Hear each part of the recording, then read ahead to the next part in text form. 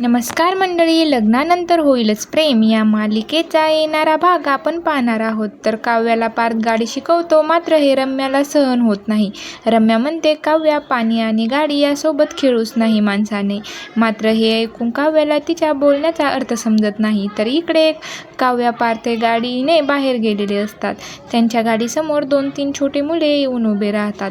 तेव्हा काव्या म्हणते, काय झालं, असं गाडीसमोर येऊन का उभे राहिले, काही प्रॉब्लेम झाला आहे का?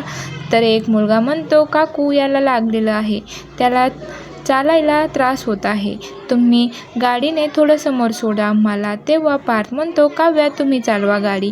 तेव्हा एक मुलगा घाबरतो आणि म्हणतो की आम्हाला नाही बसायचं तुमच्या गाडीमध्ये, बायकांना गाडी चांगली चालवायला नाही येत. तेव्हा काव्याला राग येतो, ती म्हणते की आता तर हीच बाई गाडी चालवेल, तुम्ही गुपचूप बसा.